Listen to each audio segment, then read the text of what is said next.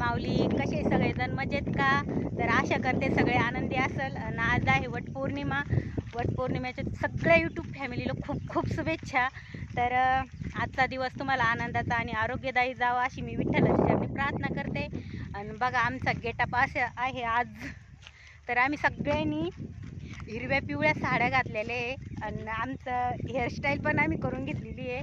तर एकमेकीची घालून घेतली, कारण की मग स्वतःची जमत नाही, कैला जमती. तर असा गेटअप झालेला आहे आमचावाला. आणि आता चला, आता पूजा करतो आम्ही. आता पूजासाठी बघा सगळं साहित्य घेतलेलं आहे इथं.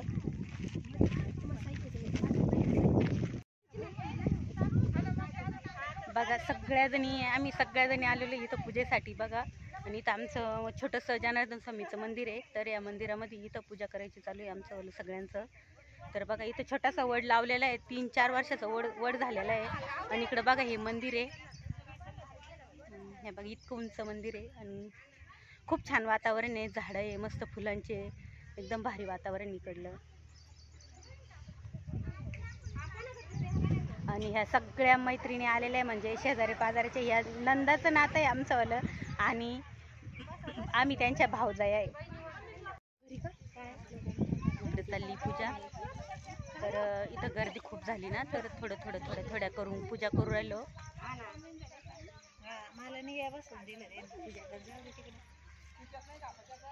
नमस्कार मंडळी, आज आपण बोलतोय एक अत्यंत पवित्र आणि श्रद्धेचा सण हा म्हणजे आपला वटपौर्णिमेचा असतो. तर त्यामध्ये आपल्या भारतीय संस्कृतीमध्ये हा सण फार मोठ्या प्रमाणात स्थान आहे त्या सणाला. तर विवाहित स्त्रियांसाठी हा विशेष दिवस महत्त्वाचा आहे. तर त्यासाठी आपण वटसावित्री पौर्णिमे दिवशी विवाहित म्हणजे लग्न झालेल्या स्त्रिया आपल्या पतीच्या दीर्घ आयुष्यासाठी प्रार्थना करतात. वडाच्या झाडाखाली बसून व्रत करतात, पूजा करतात आणि वडाच्या झाडाला दोरा गुंडाळून प्रदक्षिणा घालतात. हे आता आपण सगळेच घालतो, म्हणजे म्हणून मी तुम्हाला सांगते. यामागे एक सुंदर पुराणकथा आहे बरं का. तर ती कथा सावित्री आणि सत्यवान यांची दोघांची आहे. तर तुम्हाला ही कथा माहीत आहे, पण त्याच्यातून आपण काय बोध घेतो. तर सावित्री ही राजकन्या, अत्यंत गुणवान, धाडसी आणि निष्ठावान. तिचं लग्न सत्यवान नावाच्या राजकुमाराशी झालेलं होतं.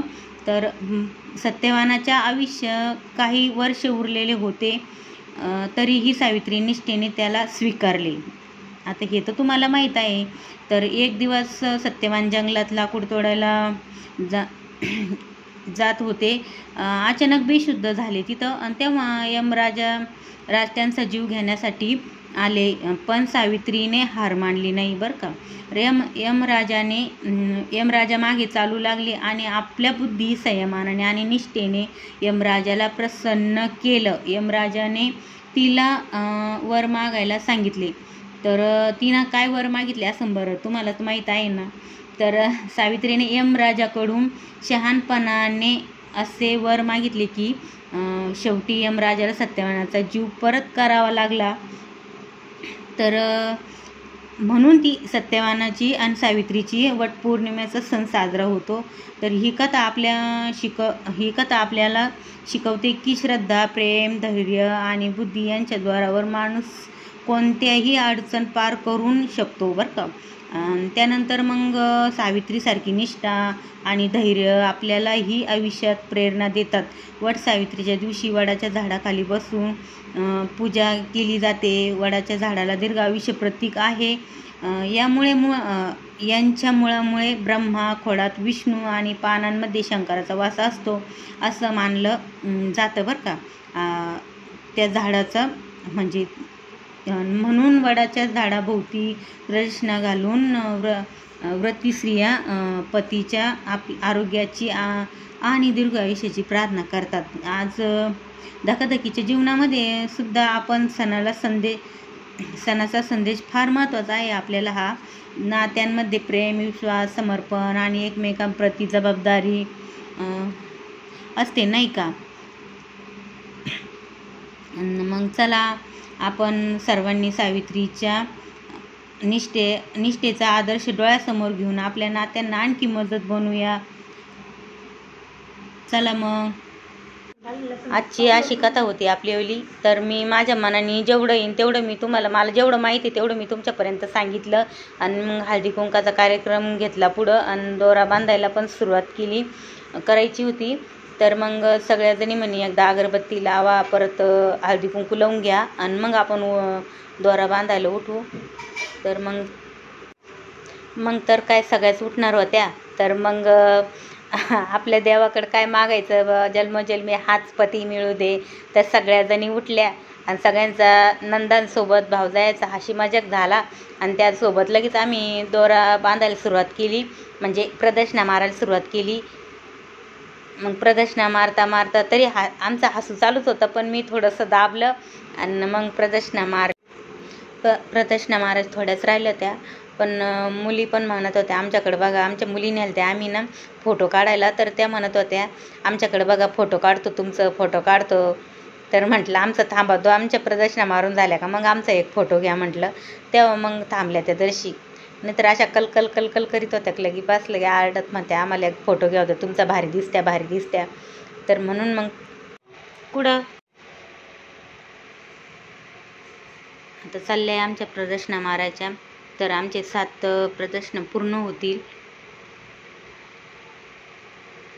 तर दिशाला वाटलं, दिशा आलेली होती माझ्यासोबत मागं. तर दिशाला वाटलं कधी यांच्या फेऱ्या मारायच्या होतील. मुली बघतात ना त्यांच्यात पण, म्हणजे त्यांना पण असं बघा वाटतं. मग म्हणे आम्हाला यायचं. तर म्हटलं चला मग आपण सगळ्यात जाऊ. आल्या बघत होत्या, दिशाला ध्यान धरून बघत होती. आणि पुरींचं चाललं फोटो काढायचं. म्हटलं थांबा आता थोड्या वेळ. आम्ही सारख्याच साड्या घातलेल्या होत्या ना. तर मग त्यांना असं वाटलं की आम्ही फोटो काढतो म्हणून फोटो काढून घेतो. मग बघा आमची फोटो काढण्यासाठी आम्ही पोज दिली. आणि मग दोऱ्याच्या गाठणी नाही बांधल्या. बघा आता सगळ्यांना एकमेकींना हळदी कुंकू लावून घेतलं. हळदी कुंकू लावून झाल्याच्या नंतर सगळ्यांनी दर्शनं घेतले, मोठ्या माणसाचे आशीर्वाद घेतला दर्शन घेऊन. आणि त्यानंतर आम्ही दुसऱ्या मंदिरात पूजाला जायचं होतं. तर पूजा आमची पूर्ण झाली आणि त्यानंतर मग दुसऱ्या एका मंदिरात राहिली होती, त्या मंदिरात पूजा करायला जायचं होतं आम्हाला. तर आमच्या जाऊबाई आता नंदासोबत कोणी नंदा कोणी सासा अशा होत्या. तर सगळ्यांचे दर्शन घेऊन आशीर्वाद झाला. आणि त्यानंतर हे बघा आमच्या ह्या मोठ्या जाऊबाई सगळ्यात उंच आहे आणि सगळ्यात मोठ्या आमच्या मोठ्या जाऊबाई. आमच्या जाऊबाई कशा वाटल्या कशा नाही सांगा आम्हाला. खूप मदत करता आम्हाला सगळ्या गोष्टीत.